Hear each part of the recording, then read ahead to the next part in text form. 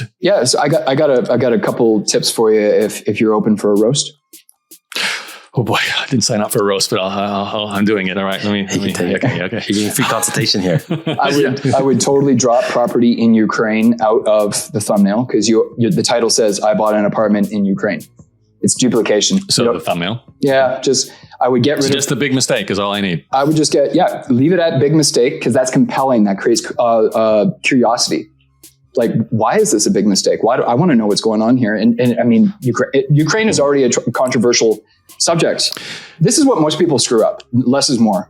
Less is more with thumbnails. If you confuse the eye, the user will scroll past it. Don't ever confuse the eye. And I would like to see you bigger. I want to see you closer to the lens, or just have the graphic designer zoom in on you so I can get more emotion. What's the majority of users on YouTube? Mobile, right? And I need to connect with you. I need to connect with you in order to convince me to click, right? But you mentioned that you promoted it to your email list. For future reference, I would hold off 30 days. Interesting. How come? 30 days, because you need to let the YouTube AI do what it does better than anything else on the planet. What did you just tell the YouTube AI?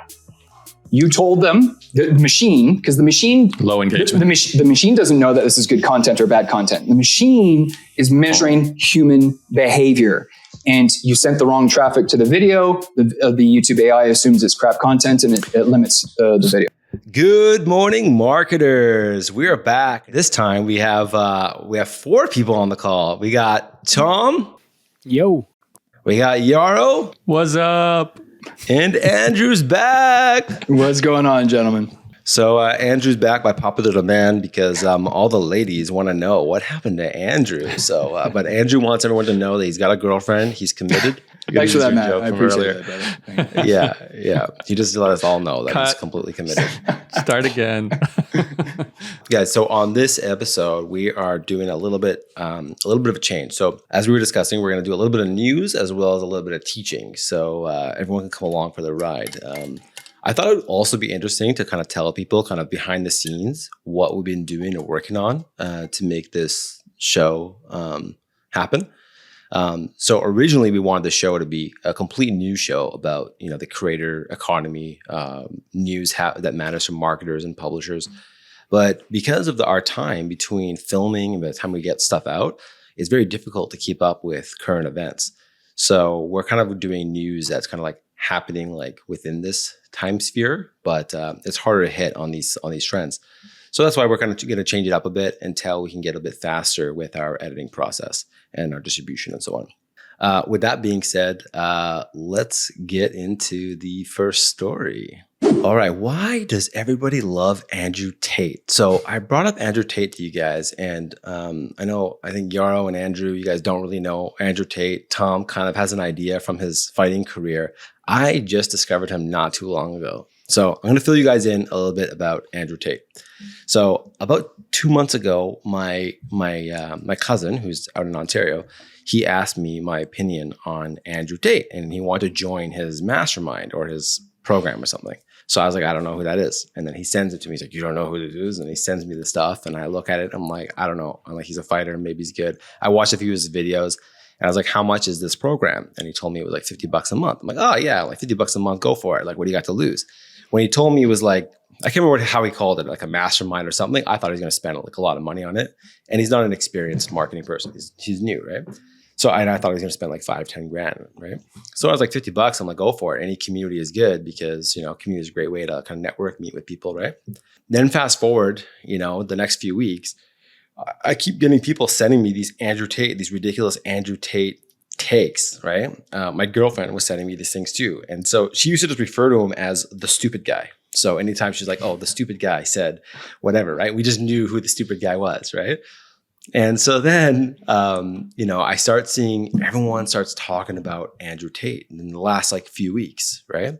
And so I started kind of really looking at his content, and I think he's, very funny, and people are always questioning whether he's acting or he's being serious. And then he ends up on the Full Send podcast with the Nelk boys. And after I watched that, I was like, Andrew Tate is definitely top G. So there's a few things to love and hate about him. So what I think is interesting is that he's very polarizing. Okay, he's very much on the masculine energy side of things. And I think that he's definitely purposely saying things to kind of get a reaction from people, right? Saying somewhat offensive things. He even says, he's like, yeah, call me a sexist. I'm a sexist, And he'll just say some ridiculous stuff. Who calls the police on Joe? Cat owners. I mean, if you're a really good friend, no, not even if you're a friend. You bet. If you're my friend, you just can't be a well, I had a heart attack. Get up.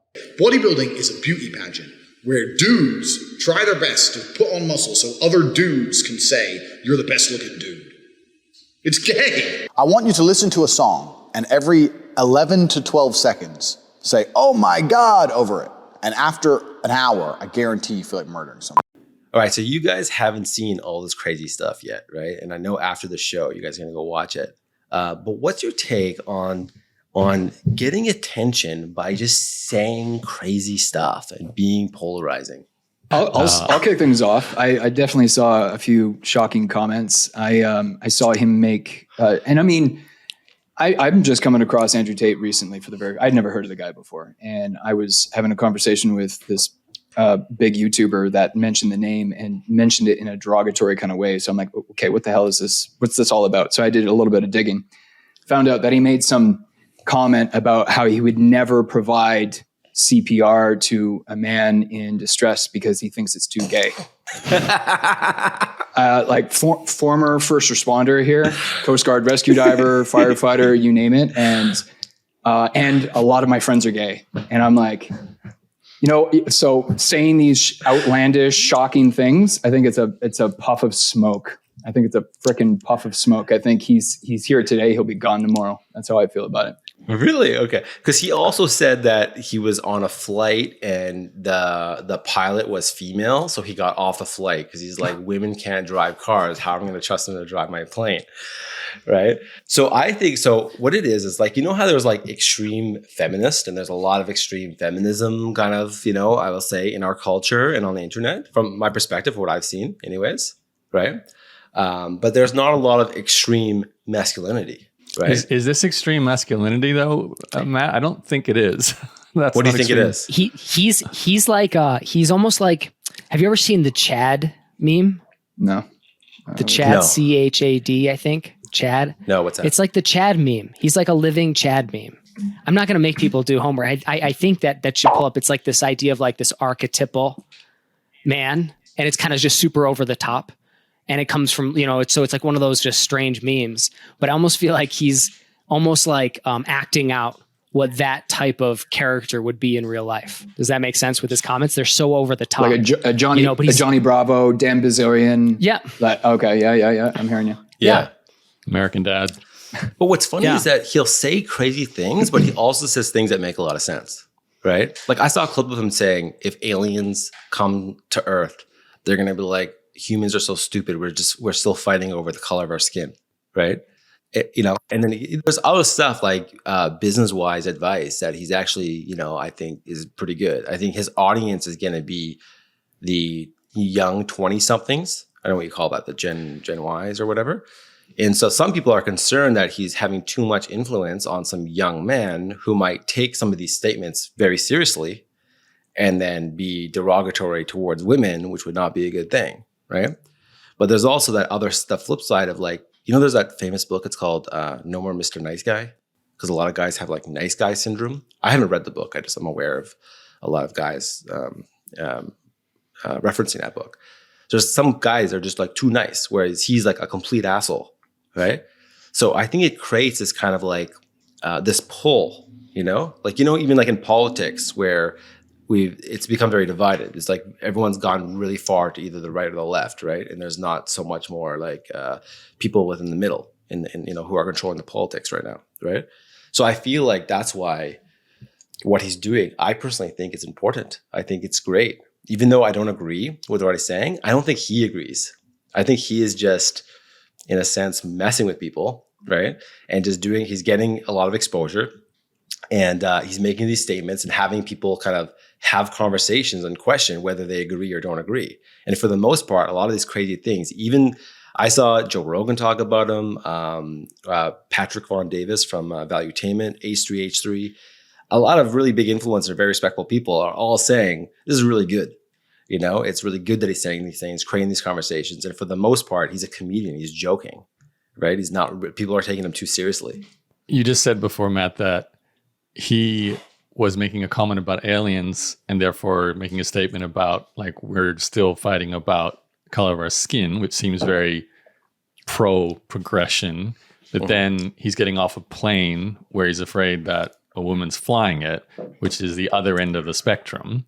Yeah. So first of all, I don't give, clearly it's not about credibility. He just wants to inflame opinions and get attention. That's the way I would look at that, which is such an old playbook. I mean, you guys in the America got a president using that playbook. I think it's fair to say Donald Trump just constantly used that, where you're going to pick something polarizing, get a lot of press coverage, got a lot of people talking about you. And it doesn't matter whether it's good or bad, it's attention. And then away you go. No such thing as bad publicity, the oldest statement about PR ever.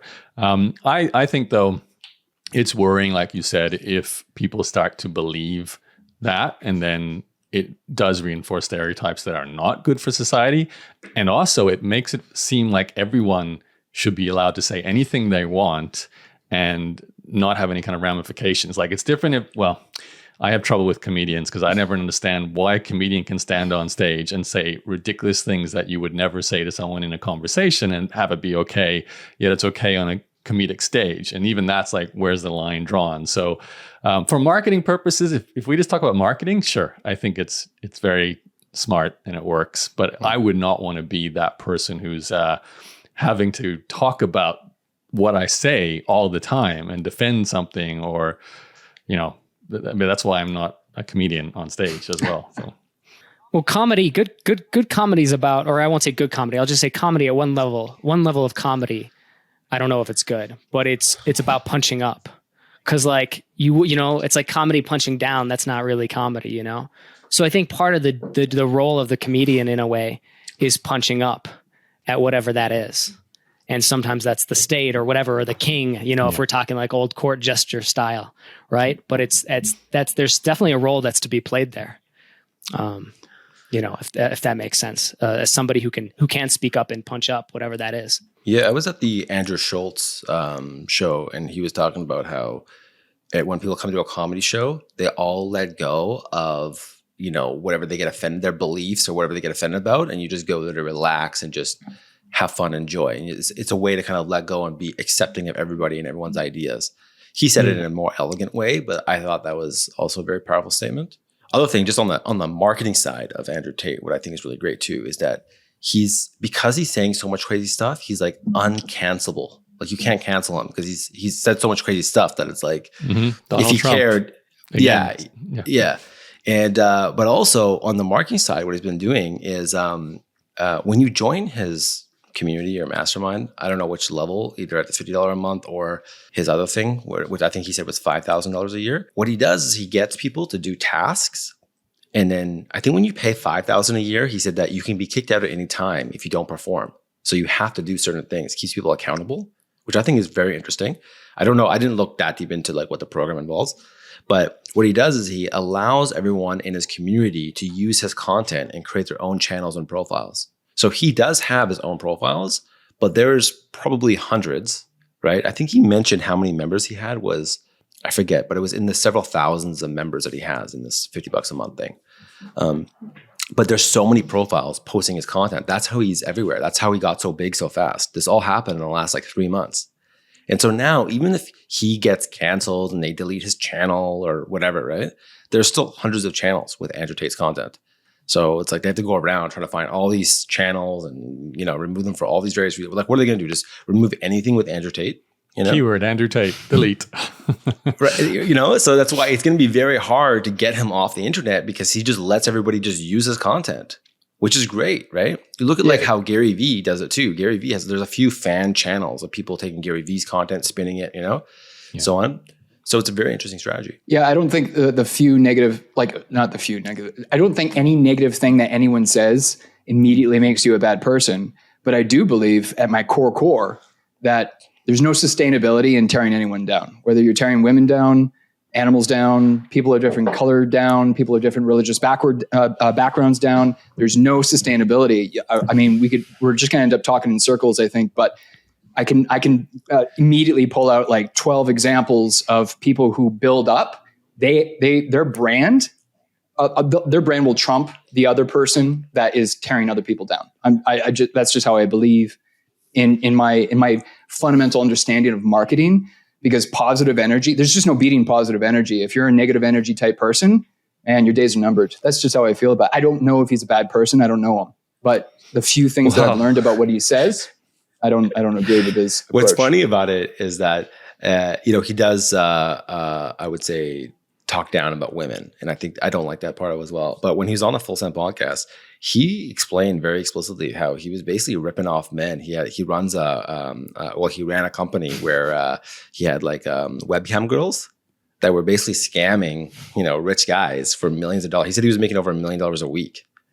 So it's like, this is pretty bad. I would say that's pretty unethical, and then the police were after him, whatever. And then that's why he stopped, it's like, but he's just fully admitting this whole thing on the podcast, which again, I admire that, like, you can't, he's not going to, CoffeeZilla is not going to make a video exposing him. He just exposed himself, So I really appreciate someone who just doesn't care about getting canceled, and it just, he's unapologetically himself and whatever his opinions are.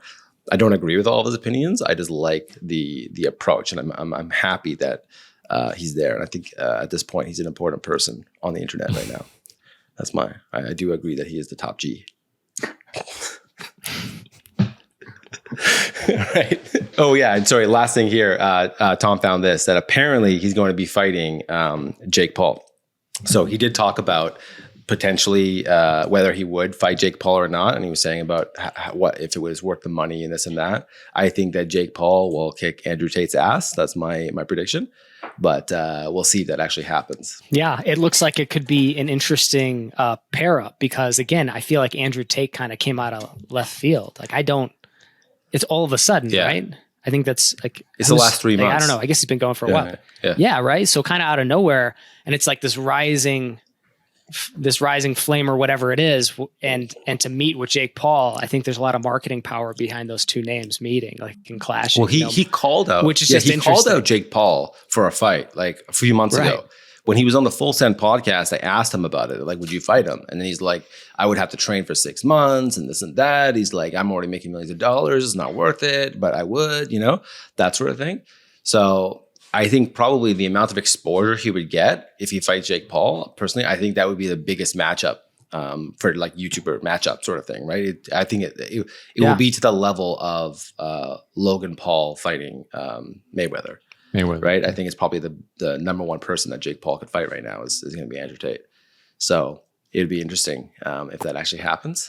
So Andrew Tate was on the Full Send podcast. We just mentioned that. Also, Full Send podcast just had Elon Musk on as well. So the podcast is apparently the number one podcast out right now. I think it's like Joe Rogan and Full Send podcast. So I think it's very interesting that they had a co-host. So Full Send podcast is run by the Nelk boys. Kyle Forgard is the main host. And when they first started it, they started it with another guy named Bob Menery. Right, we've talked about Bob Menery in the past. He got popular creating sports videos where he was doing commentary over it, posting videos on Instagram. But he has a really good commentary voice, but he was making like a funny commentary, right? Like inappropriate commentary. That's how he kind of first got started. So he was originally one of the co-hosts, and he recently just no longer the co-host. And now Bradley Martin took his place as a new co-host. And Steiny used to be Steve Will Do It's assistant, who is now part of the Full Send podcast, right? So what's interesting is that after he left, they didn't say anything about why he left. Episode came out, he's just gone, right? So everyone starts questioning what happened to Bob Menery. And I was very curious about this. One of the reasons I want to bring this up, as I've mentioned this before, is that a lot of times when we cover what's going on with the Nelk boys, it's some of our most popular videos. And I'm a big fan of the Nelk boys. I've been watching them since they had first started. I watch all the stuff. I know it's very immature for my age, but I really like their style and content. I think it's funny. So I did a little bit of digging into what happened. And I remember that I forget who they were talking to, but I remember they had mentioned, it was when they were talking to, what's his name? Rick Ross. They had an interview with Rick Ross. And then they had mentioned that Bob Menery was getting $100,000 a year. I think it was a year for being the co-host. And I was surprised. And then they were making a joke about how he wanted $250,000. And then Kyle was like, no way. So there was a little banter back and forth about it. And I was like, surprised. I'm like, yeah. I just want to say I want to raise not earning enough money from the show. Yeah, I know, right? So, but I couldn't believe that he's getting $100,000 to be a co-host, and then it was like making him more popular to be there. I was like, I couldn't believe that that's how much that somebody would get paid for that, right? I was surprised he was even getting 100, and the way that Kyle was kind of making the joke, like, there's no way you're getting 250, but it seemed like that's what he wanted, and he's more ambitious. He wants to make more money. So what I think, this is my prediction based on what I've observed, is I think that he was trying to get more money, fighting over it. Some sort of conflict happened, and then Kyle ended up booting him off the show. And then I know that they're not friends about it anymore because Bob unfollowed the Full Send podcast, unfollowed Kyle, but he still followed everybody else from the team. He started a new podcast. And he's basically promoting weed and selling weed through his new podcast. And he posted a few stories talking about how he's like, yeah, I know I'm in a low side now, but I'm going to come back up. I've been here before. So he's definitely not happy about the fact that he's no longer on the show. And then Steiny made like an off the cuff comment to Kyle on the episode with Andrew Tate about how he could be fired at any time or something like that. It was kind of like a joke. So yeah, so there's definitely some conflict going on. I saw Celeb Magazine had an article stating that it was because he was using drugs and in rehab, and I think that is not correct. So I got this on my screen right now. Isn't this the same story as to why Andrew was not here on this show for a week or two? Like there's some kind of fight between drugs? You two, or doing drugs or something like that? No. I wish I was that controversial. I'm so boring. I'm the total opposite. This is an interesting subject, though, because I would love to. This is all speculation for me. I don't know the story at all, and I don't actually consume their content on a regular basis. But Matt has shared a lot about the Nelk Boys with me over the last half a year or so, and I know they're very successful at what they do, but compensating content creators, whether you're a brand or a partnership or whatever, how do you value that? Like that's actually an interesting conversation to have. So let's say he was getting 100K a year and he felt his value was, 2.5x that. And if that was really the case, which prompted his exit from the show, well, then how do we actually accurately evaluate a host, a co-host, a content creator's value to the brand? Like that's actually a really difficult question to answer. I don't know how they would have broke that conversation down. Yeah. On that note, I was listening to a podcast, Jimmy Fallon, on the How I Built This Show. And I was actually really shocked when I heard Jimmy Fallon, or maybe it was Guy Raz, the host, say that $200 million a year is how much the Late Show with Jimmy Fallon actually makes. And I was like, okay, I'm trying to figure out where it all comes from. Is it that, TV is not what it used to be?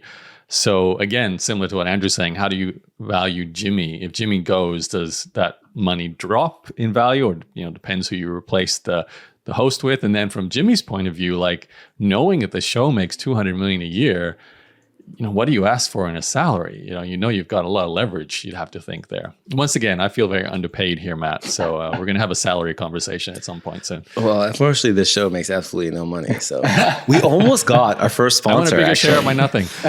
We almost got our first sponsor. Someone asked if we would promote their tool. And I was like, sure. I'm like, how about like $100? And then at first they said yes. And they're like, oh, maybe next episode. There's like a small, it was like a URL shortener thing. I just wanted the $100 to be like, we got our first sponsor. Yeah. Let's not get a sponsor till we can charge 1,000. I don't like 100. Just sounds sad. I just wanted to just be like, we got a sponsor.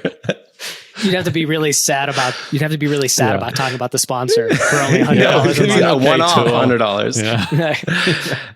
Yeah. Awesome. So I don't know if you guys want to open it up.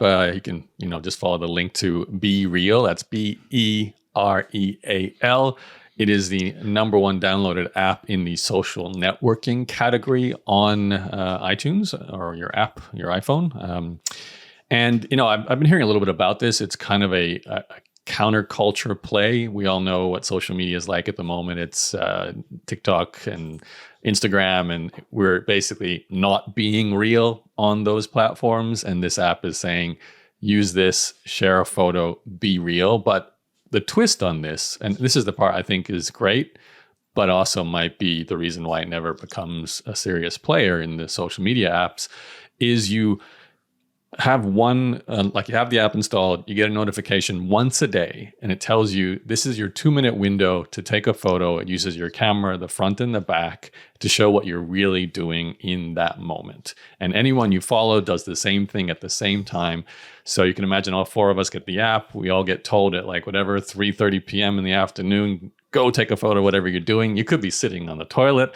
You could be out hiking, whatever it is, you take a photo, and we're seeing what you really are doing in life. I'm not sure why it's taken off. Maybe people just like the limitation of it. It's not too much content.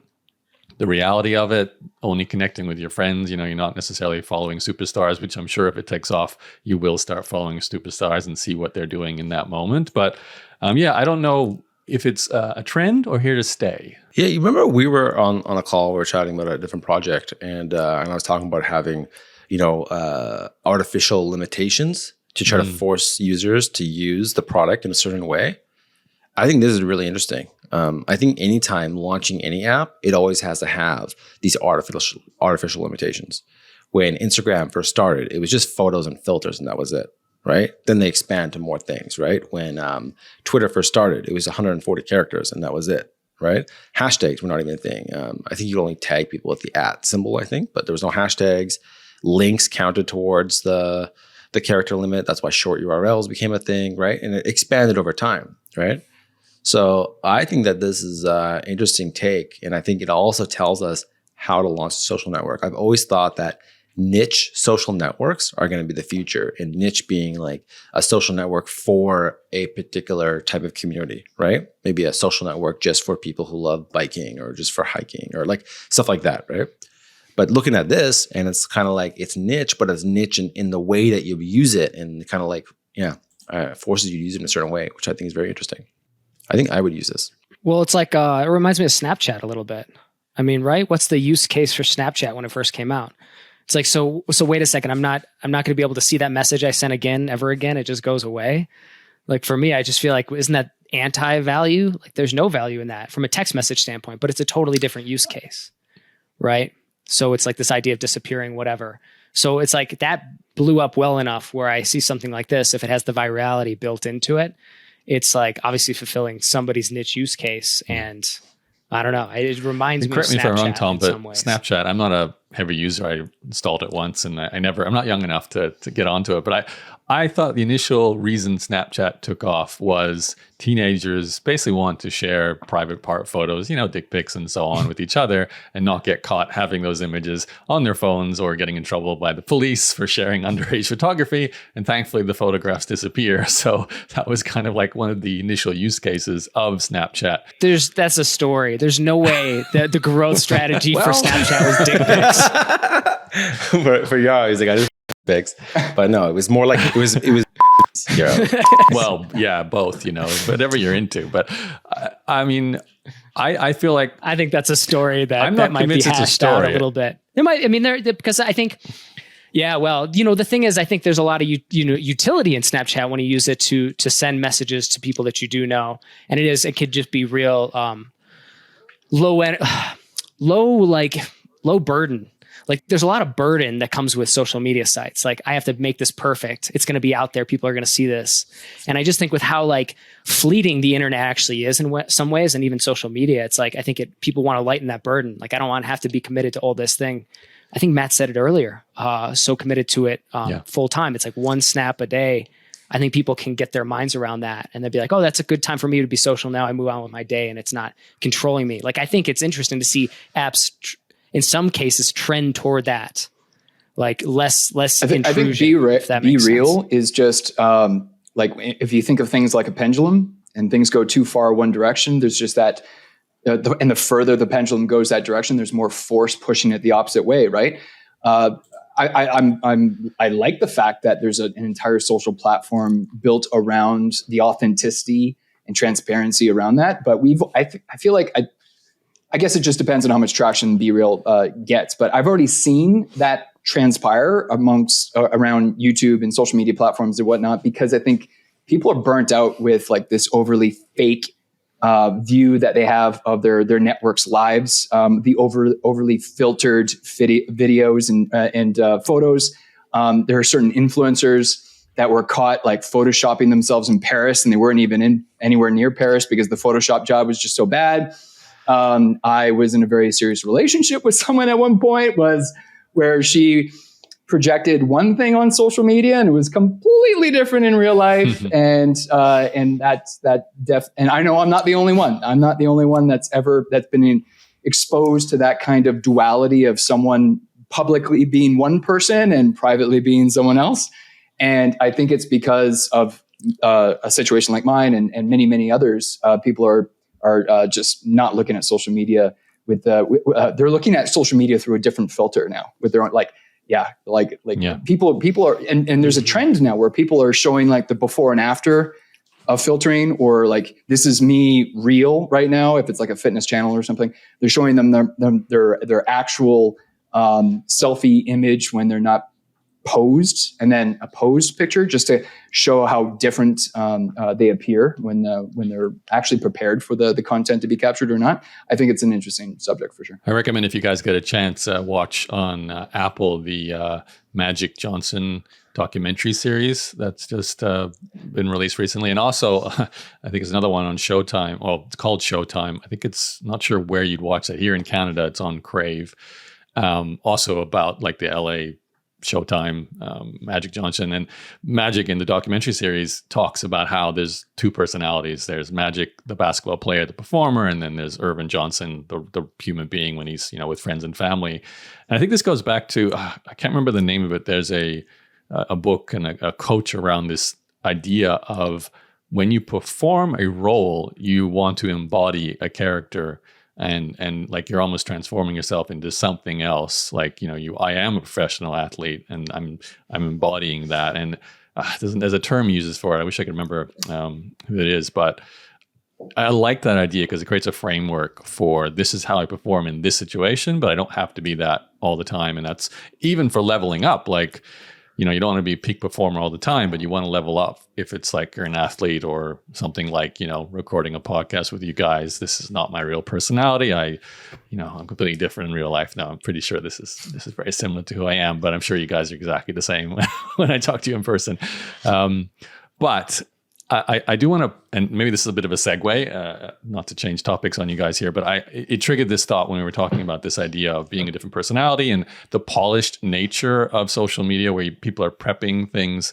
And someone made a comment on a podcast I was recently listening to. I think it was on the Decoder show by The Verge.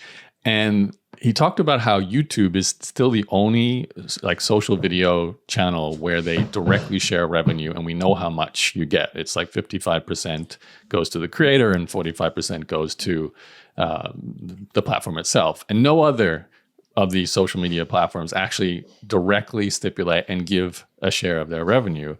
And when I think about, Be Real launching and then the Snapchat, we were talking about TikTok, it's even funny to think about Twitter. It's like Twitter's never ever going to share anything of their revenue with you because they barely make a profit themselves. And I was thinking, like, it is a unique moment in time when we have a platform, though, like YouTube, where we can directly get paid for sharing video content without having to do anything else. We don't have to do a brand deal. We don't have to sell a course or coaching or a physical product, do e-commerce, direct DTC, anything like that. We just publish videos, and if they go far, we make money. And that's kind of like the previous dream we had with television, right? You'd get on TV, you'd make a lot of money. And now the barrier to that with YouTube has dropped. But I have to say, all the other social platforms not doing that makes me wonder, why do we bother with all the other social platforms too? Why don't we just focus on YouTube and, go big where they pay you? Yeah, it's interesting too. I've been noticing on YouTube that if you could get traffic and views with YouTube alone. You don't like we have this whole distribution thing with social media and trying to send traffic back to the YouTube videos.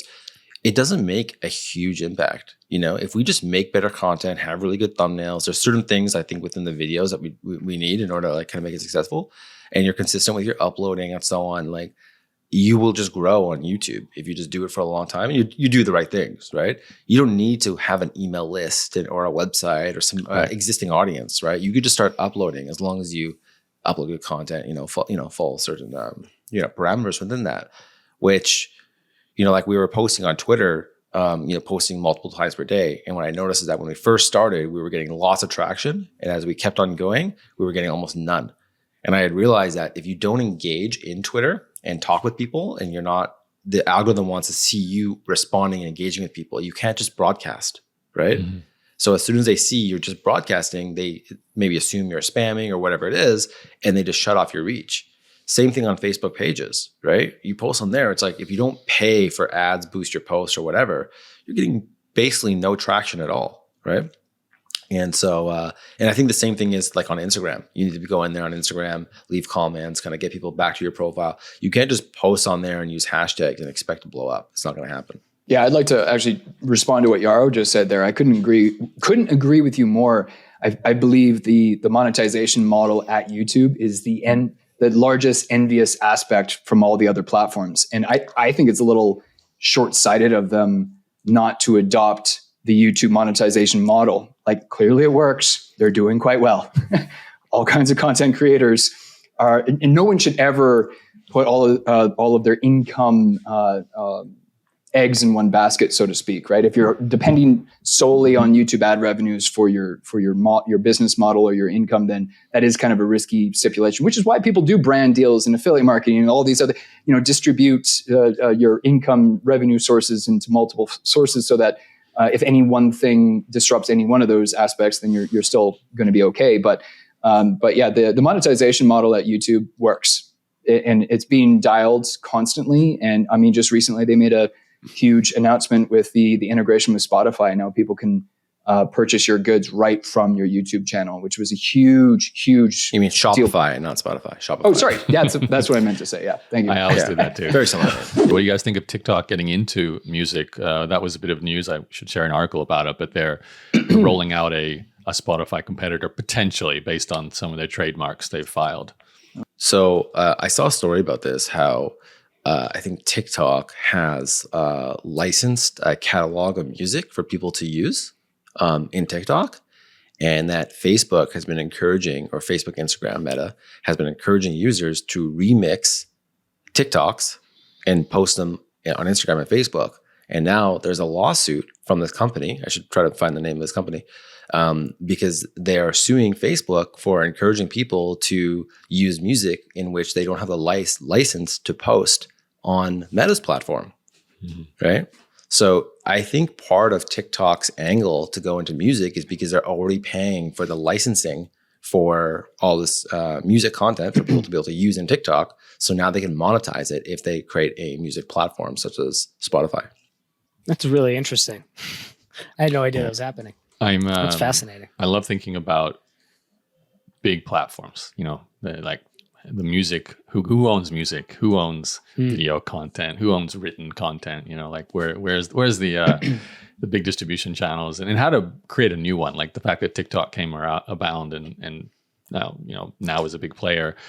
But I think today it's been interesting to listen to so many commentators talk about the Chinese factor on TikTok, and this idea, like I know we don't have it for a show today, but Joe Rogan going on about all the actual rules inside terms and service when you sign up for TikTok, and how they're basically able to access everything you do with your phone, plus crazy stuff like the computers that your phone used to be connected to, they can access to. And I'm not sure what's legit and what's not, and there's lots of other apps that allow you to access similar resources on your computer. So it's not unique to TikTok. But I listen to Jason Calacanis, and he is anti-China, anti-TikTok. He thinks they should be taken off the American app store, and we shouldn't have TikTok, and we should just have TikTok and on Instagram and wherever else. And I can see the argument with this idea, like right now, I was thinking, you and I, all four of us here, if we had TikTok on our phones, they know where we are. They know what apps we're opening. I just don't know, like, I'm trying to think of the evil, James Bond villain plan that the Chinese have with all of our TikTok data. What are they actually going to do to all of us with this? Well, I think the argument was that they could figure out, like, for certain people, what are they working on? Yeah, and then and they could mass direct social behaviors, like they could, get Trump into. Yeah, and I agree with that. Just as Facebook is Social can do it, and engineering. Instagram can do it. I mean, I was watching the Philippine elections, and I was surprised to hear it basically was based on whoever had the largest budget to run Facebook ads could win the Philippine elections. And I was like, wow, that's a little scary to think about. I'm not sure how true that is, but that part I can see based on history. We know television, magazines, radio, that used to be what dictated mass opinion. And frankly, most people just follow whatever they hear and listen to. And now social media is that voice. So if we keep hearing like, people like Matt, who's really loves Andrew Tate, and Andrew Tate might be a mad dictator, but he's just, fallen in love with the guy because of social. I could see how there's a lot of Matts out there, and suddenly, Andrew becomes president, and he becomes an authoritarian and starts invading Canada. And I'm in Canada, and I don't like that. So, the thing about that is that you could find that sort of sentiment already without needing your own tool, right? Like, you don't have to build your own social network to figure that out. You could find that data. What people are thinking that China is doing is that, let's just say they find out Yaro is working on a new technology product, right? They could use the data directly from your phone and all the data they're getting from you to find out everything you're doing, get all your documents, and basically steal your IP and then launch before you, basically copy what you're doing before you do it, right? Let's say Elon Musk is using TikTok on his phone and they want to know everything Elon Musk is up to, who he's messaging, all that kind of stuff. So I've heard people say that China has like the biggest like intelligence technology, something, that sort of spot. Yeah. So it's like they don't care about us talking on Good Morning Marketers, but come on. Anytime there's someone out there, they're like, oh, that's interesting. Let's see what that person's up to. And then ding, they go right into your stuff. The way that Facebook explains is that they don't identify you as a person. So you're just a number, right? They don't know who you are. They just know that this number associates to this type of data, but you're not specifically identified. So I think that what the concern is with TikTok is that you're specifically identified. And there's a lot more that they're getting, like your keystrokes, everything you're typing on your phone. I think there's a lot of apps that do that. I don't think TikTok is the only one. No. I think a lot the of ones keystroke thing is scary though. Like I remember back in the early days of online dating, I had a buddy and his girlfriend who he met through online dating. A buddy. Yeah. No, he really was a friend. We all do online dating. Come on. I'm a veteran of online dating, but he was there before we had apps. He was using like Craigslist and things like that. I'm like, whoa, this is next level, right? He introduced me to this, and he had like he's the early AOL adopter. chats going on with women all around the world, right? And but he had a girlfriend he got from doing this, and then the relationship kind of soured. She flew in to move in with him and his mother. It's a great story, and this girlfriend put a key tracker on his computer, and he was still chatting to other women on AOL. And my God. Boy, did he get in a lot of trouble. And then they broke up, and she was stuck in the country. I won't go into the story, but I was like, the key trackers just scare me because you type your passwords in. Do you know Obviously- that you could do this with an iPhone cable? I saw a video about this. There's an iPhone cable that you can buy. And let's say, oh, hey, girlfriend, here's a new iPhone cable for you, right? She uses it, and then boom, you could track everything on her phone. That's You access evil. everything. Yeah, it goes both ways. And there's apps you could install on your phone to prevent that from happening. So, but I think it's like not that well known about those type, but you should never use a cable that you don't know. I mean, granted, that cable creates a network in the Wi-Fi. So let's just say like I send you the cable. I can't send you the cable and then boom, I'm getting your data. I have access to your Wi-Fi at the same time, right? So you come over after you've given me the cable. Yeah, or you come over to my place. I'm like, hey, you got to charge your phone, buddy, right? And then as soon as you do that, I access all your data. So it's very Your tone of voice there, Matt. You just sound evil. Hey, I invite, I invite all my friends over. Hey guys, charge your phones. All your TikTok you all need videos. to charge your phones. But What is granted, Matt? I just want to let anyone listening to this, like that is illegal, right? So you get caught on that. I don't know what the law is called, but it's completely illegal. Like you can be like criminally charged for that, right? So you should not do it. I got to jump in here. One of my best friends is a cybersecurity expert, runs a very, very successful company, has for like the last 9 or 12 years, something like that. And I directly asked him about everything that we're just talking about here, right? Because we chat on a regular basis. I talked to him about TikTok. I talked to him about the whole conversation, like Apple versus Android, that friction will never end. And it turns out none of that matters. It's all about the user behavior. All about user behavior. And a lot of people claim that Apple devices are safer than Android. But are you updating your OS at every possible opportunity? Are you using the free Wi-Fi at the airport? Are you using the free Wi-Fi at the hotel? Are you doing all of these? Because guess what? It doesn't matter what device you're using, Android, Apple, or some Chinese version, you are at risk. And he could not say enough bad things about TikTok. No, I do not have TikTok or use TikTok. He scared the bejesus out of me on that subject. So I don't know if you guys are familiar with Ryan Trahan. He is like 22, 23-year-old kid, YouTuber, recently passed 10 million subscribers. And recently he blew up, basically controlled the entire narrative over the internet because of a 30-day challenge that he went through. And because I'm crazy, I went to his channel and I first binge watched all of his penny challenge videos that he had done beforehand. And I learned something fascinating. Like I went back to the point where he was telling the viewer that he has like 2,000 subscribers and he can't wait to hit 3,000 subscribers. And I've been watching him for like over a year and I find he's very entertaining, very fascinating. And I was watching this whole series. I mean, I don't think I watched every single video, but I was following along with his journey and I know what he was doing. I also think it was interesting how he was making money. I don't know if you want to get into that, but I think he was teaching a lot of young people that like, you could make $100 a day just selling bottled water at the beach. It was pretty interesting. That's one of the beautiful things about Ryan Trahan, because he's proving to Gen Z, you don't need your parents. Yeah. You don't need a car. Yeah. You just need some hustle. Yeah. You need some grit. Yeah. You need to get up and go. You need to take action. And I mean, millennials and Gen Zers take a lot of flack for being like kind of like a, insert your adjective, like you're the lazy generation or whatever. And I think it's people like Ryan Trahan that are proving that wrong. And he's inspiring a lot of young people to get up off their butts and take action. Anyways, long story short, I was checking out these earlier penny challenge videos and they were fascinating. And you can tell that he was experimenting. It's obvious. You can tell he was trying this, trying that, seeing what his audience resonates with, seeing what's really working, right? It's all about split testing what you're doing. And if it works, double down and triple down.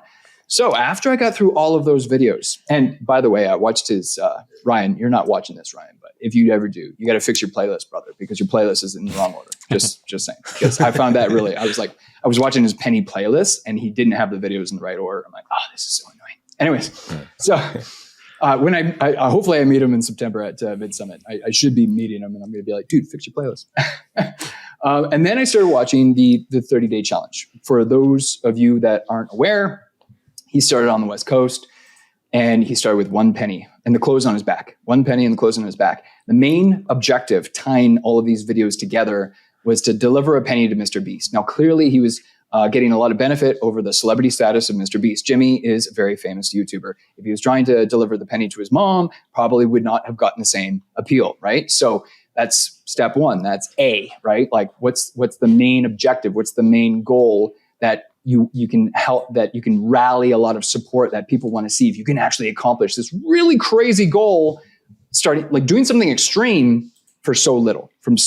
Like didn't we get rid of the penny in Canada a few years ago? Like we don't even have a penny, Canadians, right? Like, but the Americans still have a penny. And so that's what he started with, right? So that's the main objective, tying all of these videos together, the entire video series.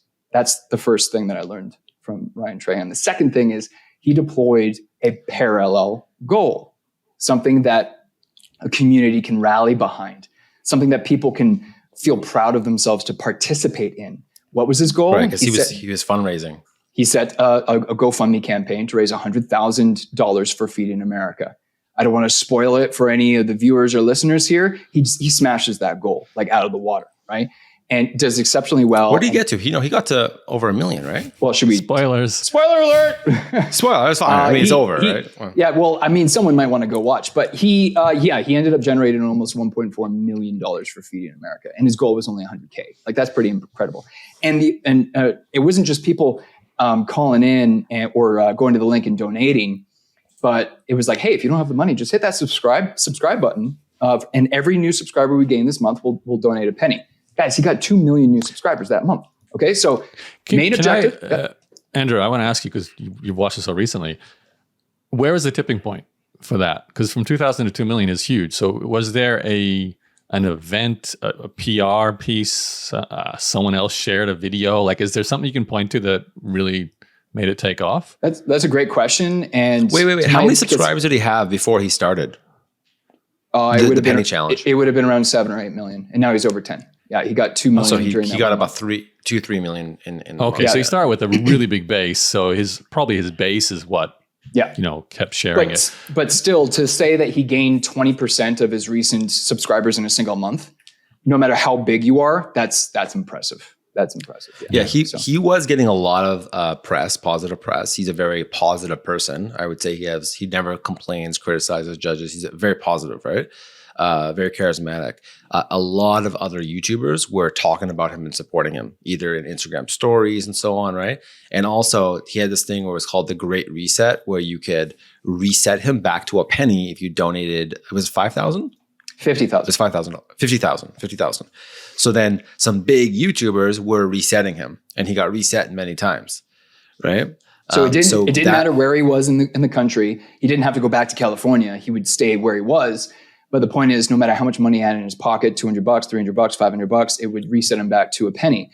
And dude, that was the third thing that I learned from Ryan Trahan. These are 3 really important concepts that any YouTuber, anybody with a YouTube channel should be paying close attention to, because it completely revolutionized everything.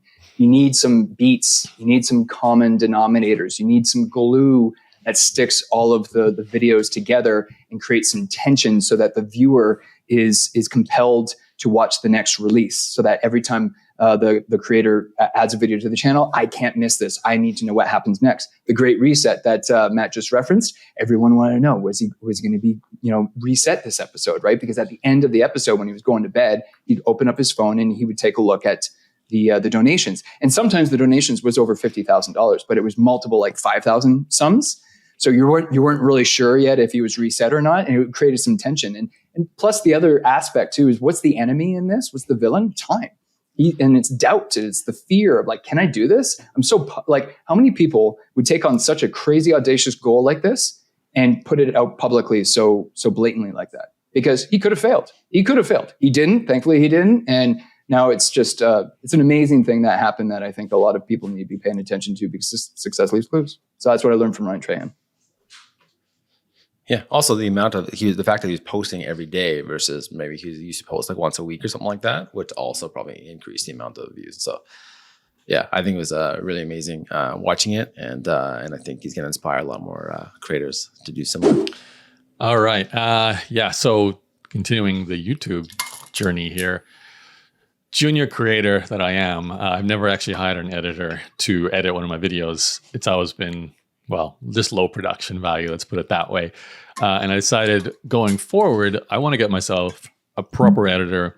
And what excited me about that was that I could continue to do my style, which is still basically stand in front of my computer and my microphone and do a talking head presentation, but that can then be edited with all kinds of footage and cuts and overlays to get it to the point where it is of the standard you expect in an engaging audience building, storytelling kind of video. So I did my first ever attempt at that. I've got a list of topics, but I wanted to start with one that's very current. I actually bought an apartment in Ukraine several years ago, 3 or 4 years ago. And I did a really fun renovation project where the place looked like a bomb had been dropped. All this trash was there and we renovated it. So I actually wrote a blog post about it back a couple of years ago and people really enjoyed that. Everyone loves renovation stories. Yeah, so I decided to do a video this time. And obviously there's also that question of, there's a war going on in Ukraine. Did a rocket hit my building and is my apartment still there? So I want to address that. People have been asking me about that. So, I just sat down and recorded my talking head telling the story and then gave it to the editor and, said, listen, do your magic. I didn't give much guidance. And she was awesome. Shout out to Alex. She, grabbed video footage from my Instagram without me asking her. Did some stock footage. Obviously, you get footage of the actual city in Ukraine that my apartment's in. You didn't give her any direction on that? She just did it? A little bit. I gave her direction, like saying, here's the blog post, here's the before and after photos. Obviously, use those. But she went, beyond that. Yeah, because I remember there was it showed the city, it showed where the apartment was versus where others were. So you never said anything. I didn't say much. I gave her I obviously looked at some of her other work, but she was also really positive in how she interacted with me because I looked at 30, 40 different people and had quite a few conversations. So I'm happy with the result. Of course, it's like, why isn't it going viral? Why isn't everyone searching for Ukraine apartments? And even just the thumbnail, it says, did my apartment get hit by a rocket? That should be getting everyone's attention. So I'm hoping, as I know, Matt, you've talked about with this show and videos in general, it's a long-term play. What I want in particular is a back catalog where your engagement time is up across all your videos, which then tells the algorithm each time you release a new video, let's push it a little further, grow your subscriber base and just get that compounding effect of variables. The problem with my channel, it's quite old. I think my channel is probably 10, 15 years old.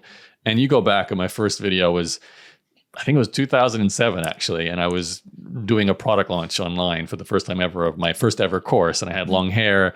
The video is really grainy. And I'm just sitting there talking for 3 minutes about how tired I am of doing a product launch. And then you go forward, there's podcast interview videos, there's random travel videos, which are vlogging, but terrible. And then, the production quality is just not there. So if anyone goes and looks at my back catalog, it's not a great impression. So I want to at least have the most recent 10, 20, 30 videos be of a better quality. And also, because I have my blog, I can leverage what I know as blog topics have been compelling, turn them into videos using the same kind of format and go from there. As a good example, there's a topic, how I made my first $1 million writing. That is a YouTube thumbnail, a YouTube video that many YouTubers have used, anyone who's achieved that result. And it's always compelling. So I know I could put together one of those too. I've made a lot of money from blogging. So I'm excited to keep experimenting. And I love, as Andrew said off air, the fact that you just say, here's my raw footage and it comes back, dynamic. And it's actually fun for you because you kind of get to watch your own show for the first time going, oh, that's cool. I like the way they did that. So I really enjoyed the process. Yeah, I watched it. I thought what I loved about it is that you always had these open loops. You kept bringing it back to your apartment. You were telling all the stories about crypto and so on, and then you kept being like, "Oh, don't worry, this has to do with the apartment, right?" Because at first it felt like you might be going off topic into this crypto thing, right? I love that, and I also loved that you offered your place as a refuge for people who needed it. I thought that was really generous of you. So I just want to point that out. I'm just curious because I actually thought your video did pretty well because I noticed that you're right now you're at almost 1,000 views and it was almost immediate. You shared it with me on Instagram. I watched the whole thing. I got hooked into it right away. So I think it was excellent. That's great. I convinced Matt to watch the whole thing. I didn't think I would. Honestly, I was making breakfast. I started getting into it, and I kept watching the whole thing. I loved it. So I give it 10 out of 10. And that's why I'm surprised that your editor was able to figure out all those little points into your editing. I think it was really good. It's very call it YouTuber-like. I'm curious about Andrew's take. Because now Andrew would know what to optimize here. I have some ideas too, but here's the real criticism. All right, Andrew, come on. Get me. Well, Yaro, I'm going to kick things off just by echoing what Matt just said. I'm looking at almost 750 views right now, published 1 day ago. And as I scroll through all of your most recent videos, I don't see anything that has reached that many views. I have juiced it though. I sent this one to my newsletter, which I don't normally do because they're not like production value videos or they're off topic. So I'd say 500 of those are so juiced. Yeah, so I got a couple tips for you if you're open for a roast. Oh boy, I didn't sign up for a roast, but I'm doing it. All right, let me. Okay. You're getting free consultation here. I would totally drop property in Ukraine out of the thumbnail because the title says I bought an apartment in Ukraine. It's duplication. So the thumbnail. Yeah, I would get rid of just the big mistake is all I need. I would just leave it at big mistake because that's compelling. That creates curiosity. Like, why is this a big mistake? Why do I want to know what's going on here? And I mean, Ukraine is already a controversial subject. So, and you have apartment in Ukraine in the title. Get rid of the text. Too much. This is what most people screw up. Less is more. Less is more with thumbnails. If you confuse the eye, the user will scroll past it. Don't ever confuse the eye. And I would like to see you bigger. I want to see you closer to the lens, or just have the graphic designer zoom in on you so I can get more motion. What's the majority of users on YouTube? Mobile, right? And I need to connect with you. I need to connect with you in order to convince me to click, right? I haven't watched the video yet. This is actually my first time landing on your YouTube channel, but I'm going to check it out and be more than happy to mention a couple other things. But you mentioned that you promoted it to your email list. For future reference, I would hold off 30 days. Interesting. How come? 30 days, because you need to let the YouTube AI do what it does better than anything else on the planet. Really? So you need the natural, let's see how this video performs without that little boost. And let me tell you why. Okay. Let me tell you why. This is a common mistake. Common mistake, promoting a video as soon as it goes live because you're trying to drive traffic to it right away. I would caution you against that, only because there's going to be people on your email list. There's going to be social media followers that know you, like you, and trust you, but they're not actually interested in this particular video whatsoever. So let's just go through a hypothetical scenario here, right? They're your friend, they're your family member, you're the colleague, they know you and they like you. So they're going to click on it. And then they're going to watch the first 10 seconds, 20 seconds, 30 seconds maybe, until they finally check that mental box, go, yeah, I've done my good deed I see today. what you're saying. I've shown Yaro my support. And then they're going to look at their watch and they're going to go, wait a second, do I have 17 minutes to watch this that I'm not really interested? Matt did. I got Matt. Yeah, so he's Andrew, the exception. I thought that when you upload it on YouTube, you want to get as much traffic as soon as possible in order to get those view times and watches up. The right traffic. I'm almost done. The right traffic. That's vitally important, because that scenario I just described to you, there's probably more of those people in your newsletter or your social media than you want to admit. It's hard to measure that. You really can't. So when they bounce at 10 seconds, 20 seconds, 30 seconds, what did you just tell the YouTube AI? You told them, the machine, because the machine, low engagement.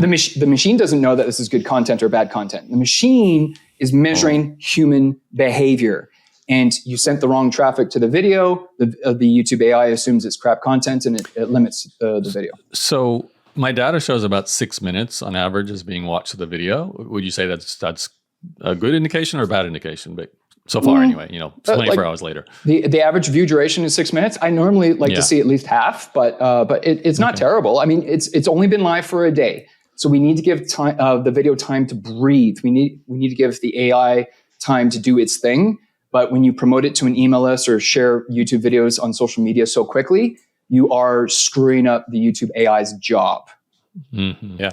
Great. Offline. I was just thinking that you should have, or I'm just curious, real quick, Andrew, do you think that he should have started a new channel? I haven't done like a full analysis. How many different kinds of content do you have on here? It's a mess. It's a mess. Well, you and I can take it offline. Basically, if you're targeting a completely different viewer avatar, then it should be on a different channel. That's the quickest way I can summarize that question. Yeah. All right, guys, that's it for today. Make sure to like and subscribe to the video or something. I don't know. Never know how to end these episodes. But links below, and we'll see you next time. Take care.